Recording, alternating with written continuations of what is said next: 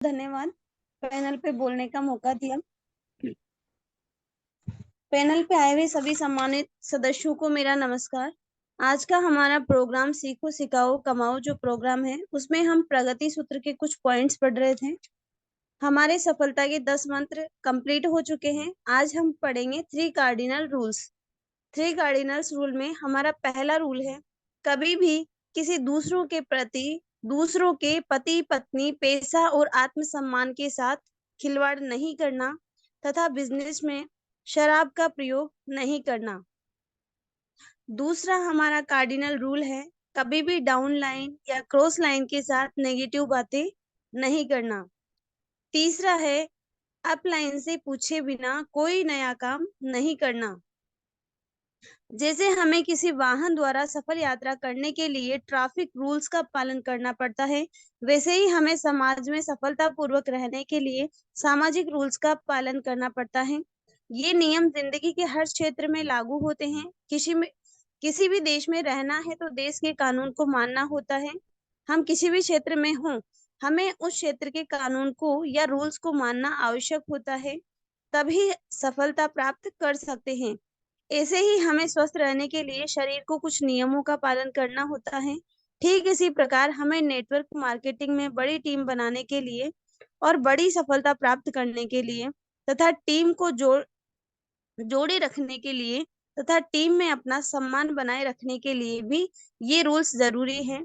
हर सफल समझदार तथा इज्जतदार नेटवर्कर 3 कार्डिनल रूल्स का पालन पूरी निष्ठा के साथ करता है।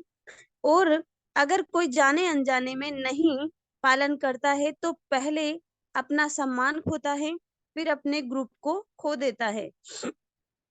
इस बिजनेस में 3 कार्डिनल रूल्स का पालन नहीं करना तो ऐसे होता है जैसे कोई आदमी या औरत बड़ी मेहनत से 56 भोग तैयार करें और जाने अनजाने में थोड़ा जहर उसमें मिला दें या थोड़ी गंदगी डाल दें तो सारा भोजन बेकार हो जाता है और वह खाने वाले को नुकसान पहुंचा सकता है।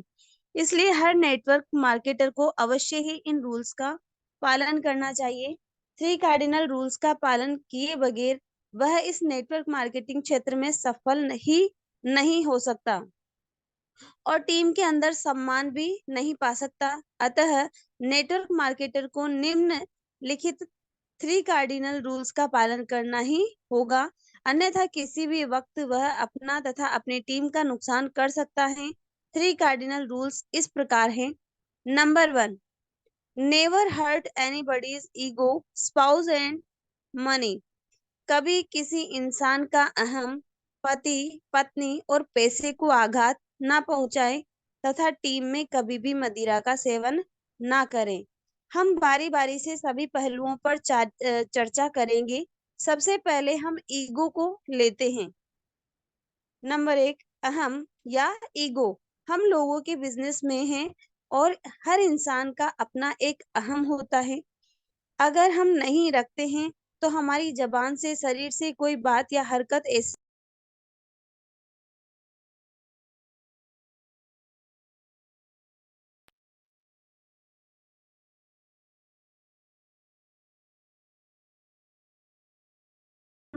को ठेस पहुंचे, हमें विशेष तौर पर ध्यान रखना पड़ेगा। सबसे पहले कभी भी किसी भी प्रकार की बुराई किसी के सामने ना करें। अगर आप अपने टीम के एसोसिएट के अंदर कुछ कमी नोट करते हैं और उसकी भलाई चाहने की वजह से उसे बताना चाहते हैं तो हमेशा अकेले में बताएं तथा उसकी कमी बताने से पहले सैंडविच अप्रोच का पालन करें। पहले एक अच्छाई बताएं, फिर उसकी कमी बताएं तथा कमी का इलाज बताएं और अंत में फिर उसमें अपना विश्वास जताएं तथा उसकी एक सच्ची प्रशंसा के साथ अपनी बात पूरी करें। इसके लिए मैं जरूर बताना चाहूंगा कि आप लोक व्यवहार में कुशलता नामक पुस्तक, जिसके लेखक डेल कार्नेगी है, उसको 2-3 बार पढ़ें तथा उसमें लिखे हर प्रकार के मानव व्यवहार की जानकारी लेकर उसको अपनी जिंदगी में भी अपनाएं। दूसरी बात यह है कि दूसरों का ईगो का ध्यान रखें कि ठेस ना पहुंचे और खुद भी ईगो न पालें, क्योंकि खुद के ईगो को पालने वाले और अपने अहम को ऊंचा रखने वाले अपनी उन्नति पर समुचित फोकस नहीं कर पाते।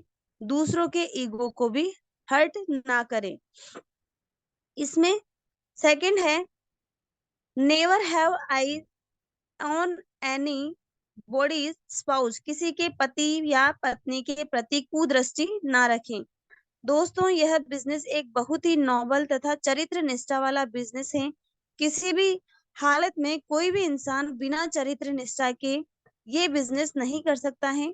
इस बिजनेस की मीटिंग में किसी का पति, किसी का भाई, बेटा तथा बहन, पत्नी, बेटी शामिल होते हैं। अगर हम अपने चरित्र के प्रति निष्ठावान नहीं हैं, तो ये तय है कि लोगों की नजरों में हमारी गुडविल खराब हो सकती है तथा संपूर्ण बिजनेस समाप्त हो सकता है, क्योंकि यहाँ बिजनेस पूरी तरह गुडविल तथा चरित्र पर ही चलता है। कोई भी आदमी ऐसे इंसान के साथ खुद व अपने परिवार को नहीं जोड़ना चाहता जिसकी आबरू या गुडविल शक के दायरे में है तथा चरित्र पर किसी भी तरह का दाग है। इसलिए इस बिजनेस में सफल होने के लिए जरूरत है कि हम किसी भी जेंट्स या लेडीज के प्रति भाई या बहन, बेटा बेटी जैसा पवित्र भाव रखें तथा उचित बर्ताव करें, ताकि हमारा चरित्र व हमारी गुडविल बरकरार रहे। थर्ड है इसके अंदर मनी बोरोविंग और लोन गिविंग, पैसे का लेन देन। इस पवित्र बिजनेस में किसी भी प्रकार के पैसे का उधार लेना व उधार देना सख्त मना है, क्योंकि ये बिजनेस आपके रिश्तों पर आधारित है और रिश्तों को तोड़ने में महारत हासिल है।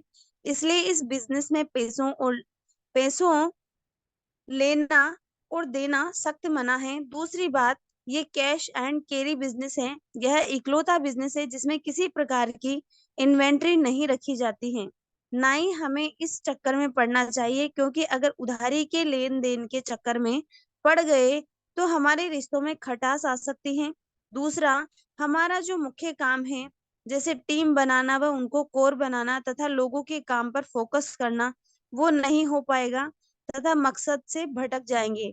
एक जगह मैंने पढ़ा या जो सच प्रतीत होता है वह है कि अगर आप सच्ची मानसिक शांति चाहते हैं तो अपना लेन देन साफ रखें और टीम के अंदर कभी भी लेन देन ना करें। अगर किसी तरह का लेन देन करना है तो बैंक से करें या मार्केट से, जो पैसा ही लेन देन का करते हैं उनके साथ करें। अपने इस बिजनेस को लेन देन से मुक्त रखें, वरना खामियाजा भुगतने के लिए तैयार रहें। फैसला आपका है, जो आप बोएंगे वो फसल भी आप ही काटेंगे। लेन देन के बड़े बड़े समझदार नेटवर्क को खामियाजा भुगतते देखा गया है, इसलिए ध्यान रखें, इलाज से परहेज हमेशा अच्छा होता है। फिर इसमें चौथा है no use of alcohol in network team. कभी भी टीम व नेटवर्क के अंदर मदिरा सेवन भूलकर भी ना करें। किसी भी प्रकार का नशा करके मदिरा या अन्य टीम मीटिंग में जाना तथा टीम के साथ फोन पर बात करना पूरी तरह से वर्जित है। अमेरिका जैसे देश में जहां मदिरा पीना व मांस खाना एक आम बात माना जाता है, वहां पर भी डायरेक्ट सेलिंग की मीटिंग में मांस व मदिरा का प्रयोग नहीं किया जाता है। इस वजह से दुनिया का बहुत बड़ा नेटवर्क संगठन बना हुआ है। किसी भी प्रकार के नशे की हालत में इंसान दूसरे की भावनाओं तथा ईगो को भी ठेस ठेस पहुंचा सकता है। अगर किसी को शौक है तो वह टीम या नेटवर्क से बाहर रहकर ही अपना शौक पूरा करे, अन्यथा किसी को हक नहीं सब लोगों के प्रयास से बनाई गई टीम पर विपरीत या नकारात्मक प्रभाव छोड़े। ये डायरेक्ट सेलिंग का कार्य होशो हवास में रहकर करने का है, ना कि नशे में डूबकर करने का है। वैसे भी अगर सच्चा और सुलझा हुआ नेटवर्क मार्केटर है तो उसे डायरेक्ट सेलिंग के बिजनेस के नशे के अलावा दूसरे नशे की जरूरत ही नहीं है। अब इसमें दूसरा कार्डिनल रूल है never never never talk negative in front of downline and कोलाइन। कभी भी अपनी डाउनलाइन व कोलाइन के सामने नकारात्मक बातें ना करें।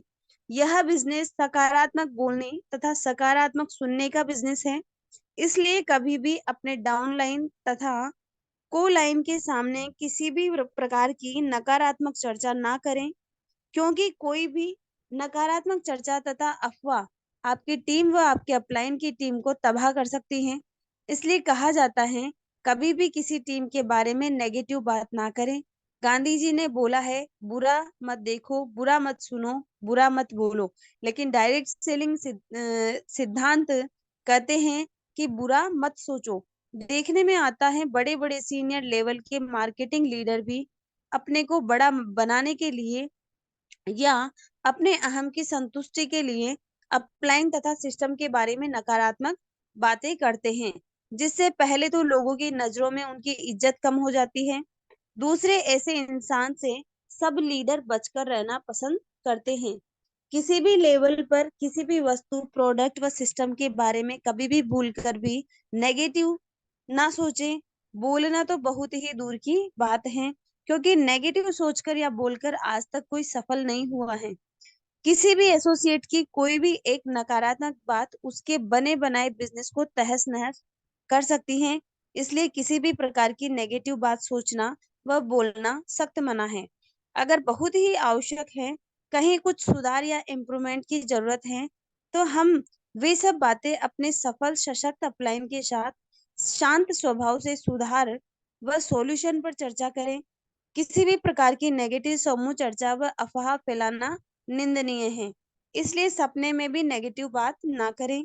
कई लोग सोचते हैं कि कोलाइन के सामने जानबूझकर नकारात्मक बातें करने से हमारा क्या नुकसान है, लेकिन वे महामानव यह बात भूल जाते हैं कि यह सिस्टम डुप्लीकेशन का है। अगर जो आप कर रहे हैं वह डुप्लीकेट हो गया, तो आपकी टीम में भी तो एक दूसरे के सभी कोलाइन हैं।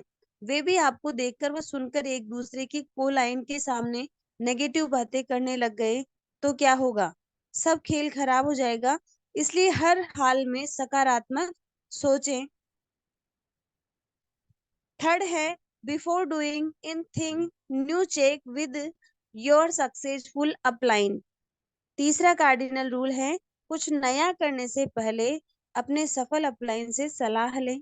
जो भी नया एसोसिएट इस बिजनेस में ज्वाइन करता है, उसके दिल में जल्दी से जल्दी बिजनेस बढ़ाने की तमन्ना जागती है। तरह तरह के विचार मन में आते हैं। उनको लगता है अखबार में विज्ञापन देने से बिजनेस फास्ट हो सकता है, लोकल चैनल में विज्ञापन देने से सबको पता लग जाएगा तथा बहुत सारे लोग इकट्ठा ज्वाइन हो जाएंगे। मैं शादी में जाकर बहुत सारे रिश्तेदारों को इकट्ठा प्लान बता दूंगा, तो सारे लोग मेरे साथ आ जाएंगे।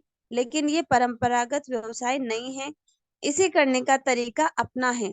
यह व्यवसाय 8 बेसिक, 4 टीम बिल्डिंग स्टेप्स तथा 10 कोर स्टेप्स और 3 कार्डिनल रूल्स के आधार पर ही चलता है। इसलिए कोई भी नया काम करने से पहले अपने सक्सेसफुल अपलाइन से चेक करा लें। हो सकता है जो आइडिया आपके दिमाग में आया है वही आइडिया आपसे पहले किसी ने अपनाया हो और नुकसान उठाया हो, तो आप फ्री में सलाह पाकर होने वाले नुकसान से बच सकते हैं। इंसान खुद गलती करके ठोकर खाकर सीखता है और इस गलतियों से सीखता है। जरूरी नहीं आप भी गलत करके सीखें। अगर आप समझदार हैं तो जरूर सफल लोगों के अनुभव का फायदा लेना चाहेंगे। अगर आप अगर हमको पता चल जाए कि जहर खाने से इंसान की बुरी हालत हो जाती है, तो जानकर मानने से ही अच्छा है, ना कि खाकर आजमाने से। इसलिए हमेशा जो सिस्टम और अपलाइन कहते हैं वही करें, तथा इसके अलावा दिमाग में कोई विचार आए तो अपलाइन के अनुभव का फायदा जरूर लें। दूसरी बात यह है कि कुछ दिन तक सिस्टम के अनुसार कार्य करके आप सफल हो जाएं, उसके बाद आप चाहे तो नए विचार ट्राई कर सकते हैं।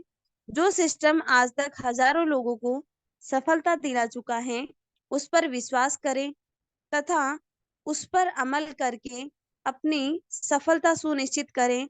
यह हमेशा ही आपके हित में होगा। आगे हम देखते हैं 3 पावर्स। पहली है बोले हुए शब्दों की शक्ति, यानी कि हमें हमेशा शुभ शुभ बोलना चाहिए, हमें नेगेटिव नहीं बोलना चाहिए, हमेशा हमें पॉजिटिव बोलना चाहिए। फिर है पावर ऑफ सबमिशन, यानी कि समर्पण की शक्ति। हमारा जो समर्पण है वो हमारे बिजनेस के प्रति पूर्ण रूप से होना चाहिए। तीसरा है पावर ऑफ यूनिटी, यानी कि एकता की शक्ति। इस बिजनेस में यूनिटी यानी कि जिसका जितना बड़ा संगठन होगा उसको उतनी ही बड़ी सफलता मिलेगी।